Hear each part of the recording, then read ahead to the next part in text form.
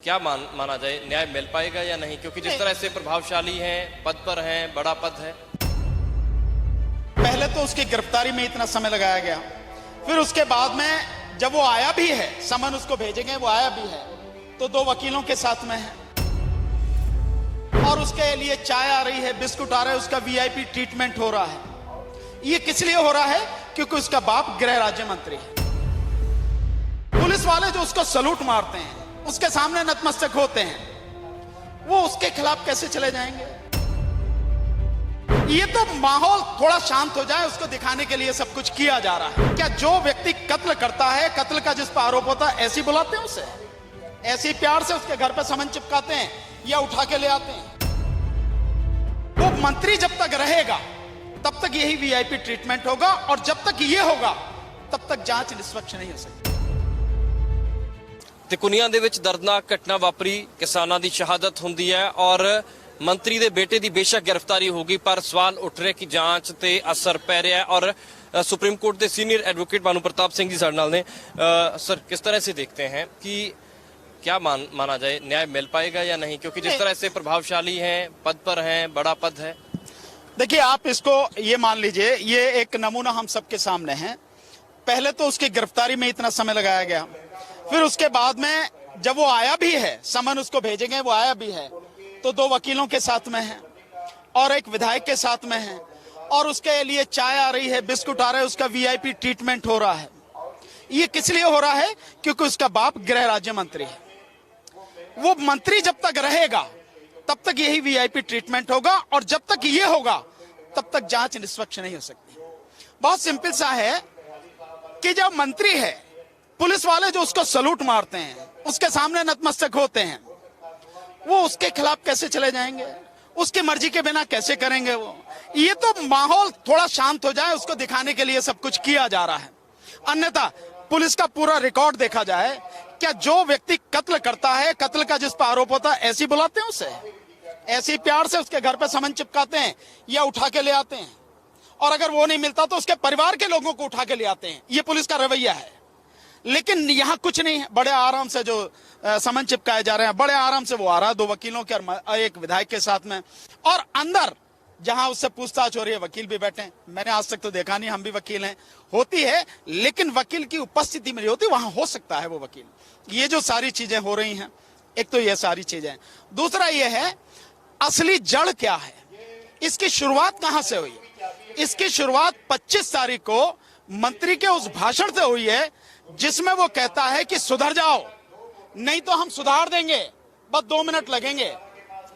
और जो लोग मेरा इतिहास जानते हैं वो जानते हैं कि केवल मैं विधायक नहीं हूं, सांसद नहीं हूं या मंत्री नहीं हूं, मैं कुछ और भी हूं।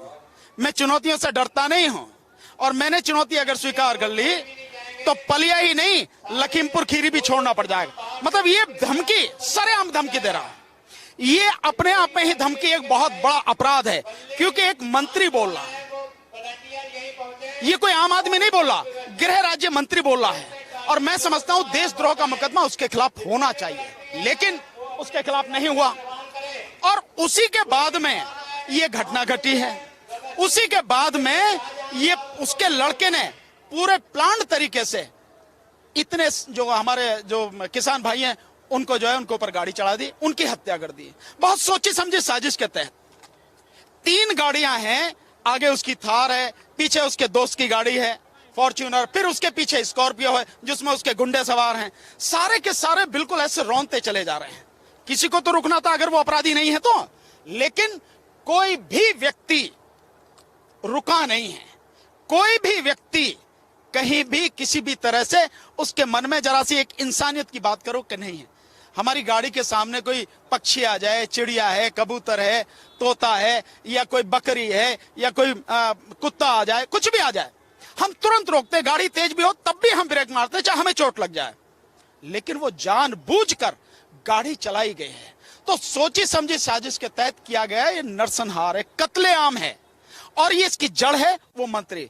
तो जब तक वो मंत्री रहेगा सीट पर तब तक फेयर इन्वेस्टिगेशन नहीं होगी, और जब तक फेयर इन्वेस्टिगेशन नहीं होगी न्याय नहीं मिलेगा। इसीलिए मैंने आज इस श्रद्धांजलि सभा में ये भी बात कही कि न केवल मंत्री को हटाया जाए बल्कि उसको गिरफ्तार भी किया जाए और पूरी इन्वेस्टिगेशन होने के बाद यहां पर केस न चलाया जाए, मुकदमे की सुनवाई सारी दिल्ली ट्रांसफर कराई जाए। क्योंकि यहां तो जैसी हालात हैं, जिस तरह की उसकी गुंडागर्दी है, यहां तो लोग डर रहे हैं। उनके साथ हादसा भी हो सकता है, गवाहों के साथ भी हो सकता है, वकीलों के साथ भी हो सकता है, कुछ भी हो सकता है। लिहाजा इस सारी चीज को ध्यान में रखते हुए इन्वेस्टिगेशन कंप्लीट होने के बाद जब चार्जशीट फाइल हो जाए, उसके बाद यहां से मुकदमा ट्रांसफर करने की एप्लीकेशन लगाई जाए और मुकदमा दिल्ली ट्रांसफर कराया जाए, ताकि वहां पर फेयर ट्रायल हो सके और दोषियों को सजा मिल सके। साहब, आपको लगता है कि इस तरह से कोई कार्रवाई होगी मंत्री के खिलाफ, कोई सरकार कार्रवाई करेगी, केंद्र सरकार अगर कार्रवाई नहीं करेगी? होगी तो आंदोलन किसान करेंगे, इसमें कोई शक नहीं है। आज यहां से मन से घोषणा हो गई है, कोई भी किसान इतने बड़े जघन्य अपराध के बाद में शांत बैठने वाला नहीं है। अगर नहीं करेगी कार्रवाई तो ठीक है, सरकार को उखाड़ के फेंकने की तैयारी सबने करी ही ली, उखाड़ के फेंक देंगे। सरकार को सोचना है कि उसमें अगर थोड़ी बहुत शर्म लिहाज बची है, नैतिकता बची है, तो वो मंत्री को बर्खास्त करे, उसके खिलाफ जो अपराध है उसमें उसे अरेस्ट करके जेल भेजे, देन उसके बाद में उनके साथ सारी कार्रवाई हो। कानून में ऐसा प्रावधान है कि कोई चैलेंज किया जा सके और इस्तीफा हो या कोई सस्पेंड करने नहीं, के लिए? बिल्कुल। इसमें तो क्या नैतिकता के आधार पर बनता है भाई। आप देखिए, लिंक है ना, जो उसने बोला और उसके बाद में ये घटना घटी है, ये आपस में लिंक है। तो पूरा प्रावधान है, न केवल संविधान में बल्कि आईपीसी, इन सब में प्रावधान है। इसमें कहीं कोई ऐसी बात है ही नहीं, समझे नहीं? इसलिए ये कार्रवाई उसके खिलाफ होनी चाहिए। पुलिस करे तो बहुत अच्छी बात है, न करे तो मैं समझता हूं पुलिस के लिए भी इससे ज्यादा शर्मनाक बात होगी नहीं। क्योंकि पुलिस एक बार उसे सोचनी चाहिए, अगर उसके परिवार के साथ ऐसा होता, या यूं मानो इस आंदोलन में उनके परिवार का कोई व्यक्ति होता, तब उनके मन पर क्या बीत रही होती, तब उन्हें कैसा लगता। इसलिए पुलिस को बिना किसी दबाव में आए, चाहे कोई कितना भी बड़ा व्यक्ति हो, उसके खिलाफ उसको कार्रवाई करनी चाहिए।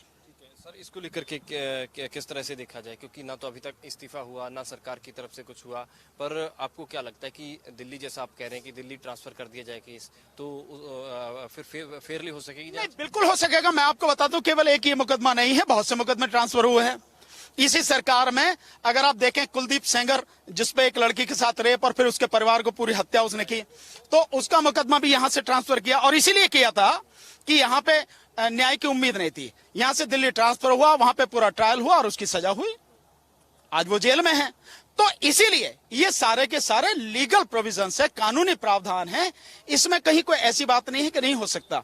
माननीय सर्वोच्च न्यायालय को पूरा अधिकार है एक राज्य से दूसरे राज्य में ट्रांसफर करना, और हमें ऐसा लगता है, मुझे ऐसा व्यक्तिगत रूप से मालूम होता है, यहाँ के हालात जैसे देख रहे हैं कि जिस तरह से उसकी गुंडागर्दी यहाँ पर है और जिस तरह से खुलेआम उसने धमकी दी और उसको अंजाम दिया, यहां पर इस माहौल में यह फेयर ट्रायल हो नहीं सकेगा। जरूर गवाहों को डराया जाएगा, धमकाया जाएगा, और नहीं तो जितने भी सबूत हैं उन सबूत को, क्योंकि सारे सबूत पुलिस के कब्जे में होते हैं और पुलिस उसके अंडर में है, मंत्री के में, तो वो रहेगा तो सारे सबूत भी गायब किए जा सकते हैं। इसमें सारी संभावना हो सकती है।